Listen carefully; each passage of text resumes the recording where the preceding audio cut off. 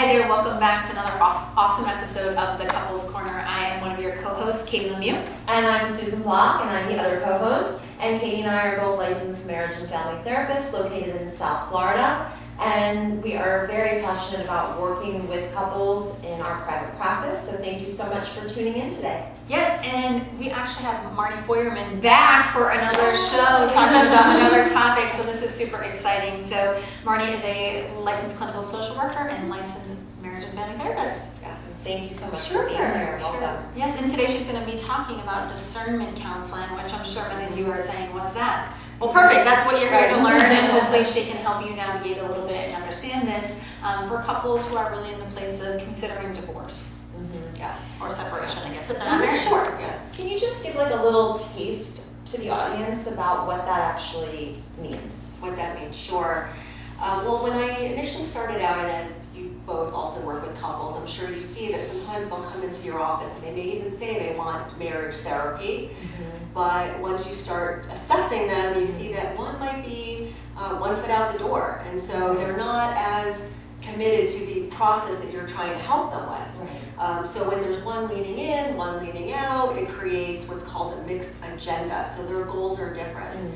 And this was developed by Dr. Bill Doherty. He's a researcher, professor out in the Midwest.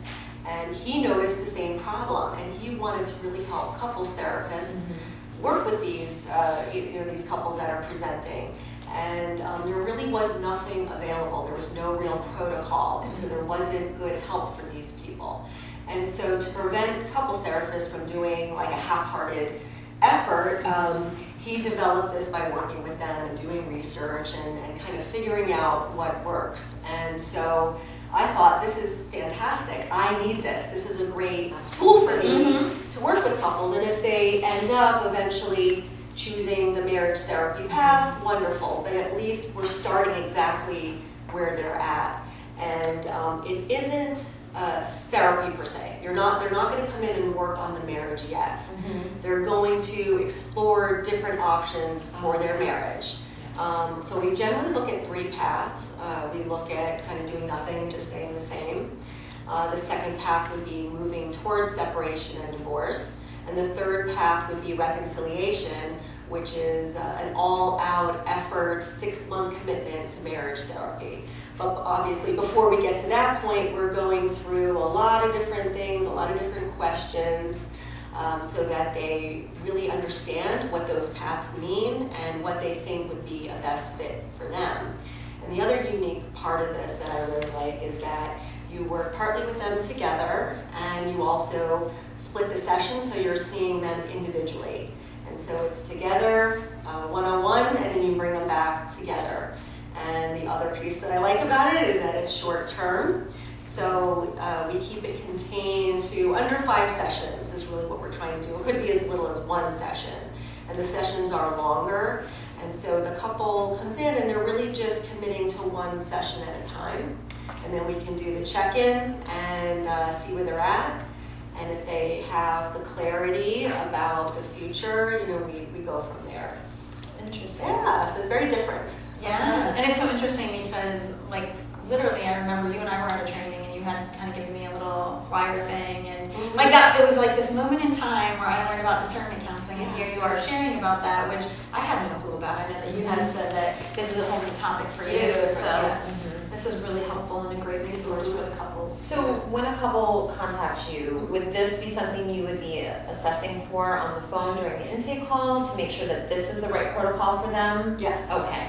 Yeah, you do a bit of a phone screening because you're going to want to make sure that they are appropriate, and it would be the same typical rule outs for even marriage therapy. If someone is being coerced, if they're in an abusive situation, so you want to rule that out. But let's say, usually I get the call from the leading in person. I get the call from the person who says, oh my gosh, my wife just says she wants to leave me. I'm desperate. What do? They've done some Googling. They somehow has led them to me, and they call me.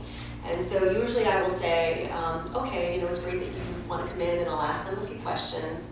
And then I'll say, I need your spouse. Here's how you present it to them. Here's what you tell them about. And you also give them Dr. Bill Doherty's website so they can kind of get, he summarizes it quite well on it's discernmentcounseling.com.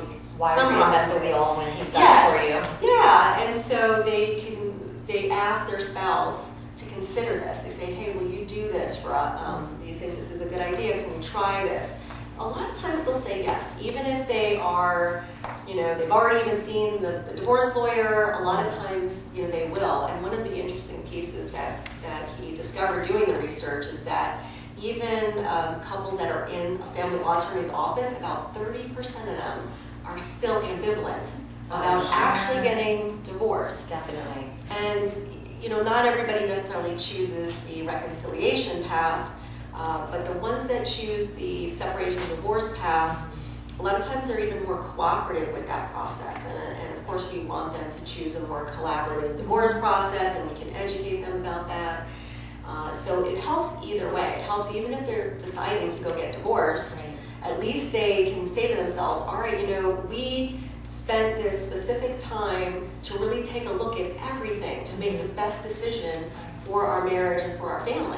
What this reminds me of is so often, couples aren't really aware of what their options are. And I think what this does is it gives them that one last ditch effort Yes. at working on the relationship. Even though they might have thought they did in couples therapy, this is in addition to and an extension of. And I think this is so important for couples to realize. So I'm so glad that you're here talking about this today. Yeah, and it's interesting because, in another one of our shows, we talked about postnuptial agreements, and so we're talking about discernment counseling. And so these are, a lot of times, I think couples think, okay, well, we'll either try some books or maybe a workshop or couples counseling, but they're not aware of these other two options. So these are other resources for couples, which is so valuable. And you're right, I think couples will say that, well, let's just try one last thing or the last ditch effort, and then I'm done, or I'm not done, or whatnot. Right, and there's no pressure.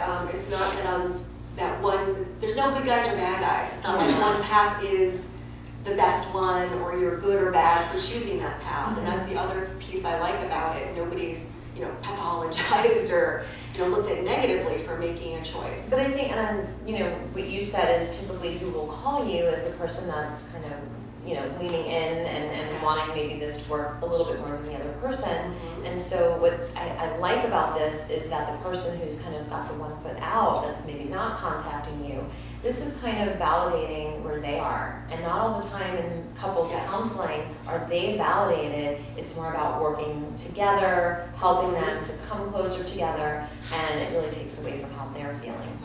Right, and we can validate both of their perspectives, because the leaning out is often in that place of, I see no other option. I'm in such distress or so miserable or whatever that they're actually taking this step to possibly get divorced. And so we want to look at hard reasons and soft reasons, which is what we call it. Doesn't mean less important reasons, just that sometimes there's addictions and affairs. That's very different than, my husband just doesn't listen to me and we're just disconnected. Those are very different things.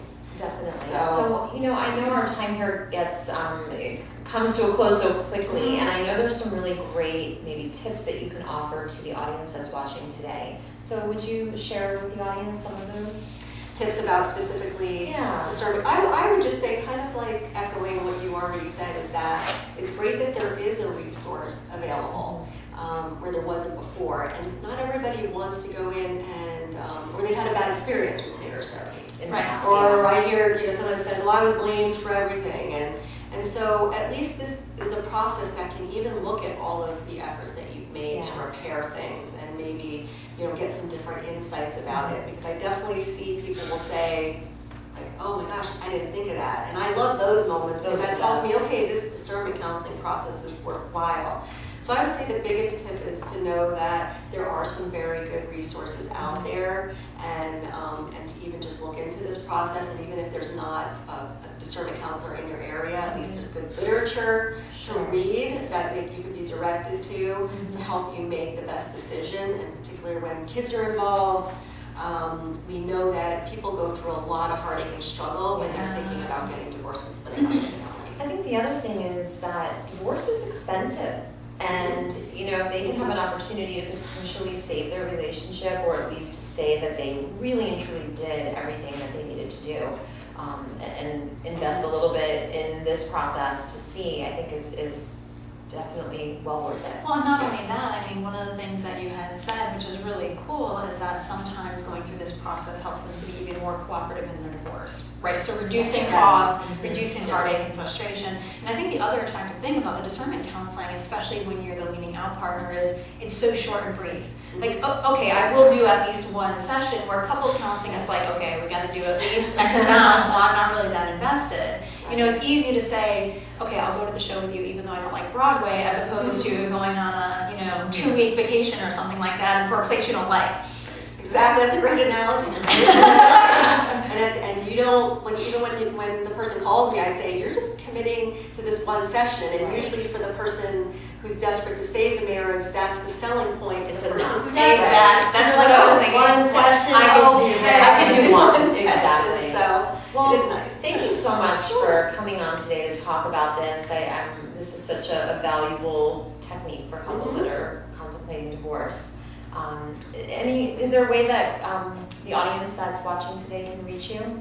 Sure. Probably the best way to reach me would be my website, and they can just pick their poison. If it's phone, email, there's a form right on the site, and it's www.thetalkingsolution.com, so that's all one word.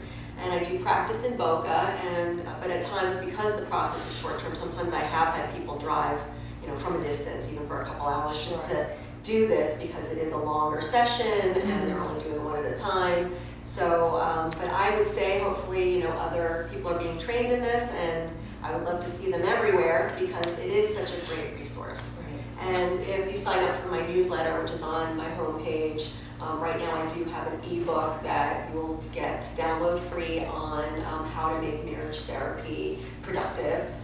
So if you decide to go that route, if you do discernment counseling and you pick reconciliation, there's also an ebook to read about it. Great resources that you have to offer. Yeah, and Marni does much more. I mean, she does work with couples, not just in discernment counseling. She practices from emotional focused therapy model, and also you do Hold Me Tight workshops, and that's what we had talked about last time. So she's a great resource for couples, really for anything. I always say from dating to divorce. That's what kind of we like that, right? From D to D. So we thank you so much for sharing on this valuable topic, like Susan said, and being a return guest on our show. So that's exciting.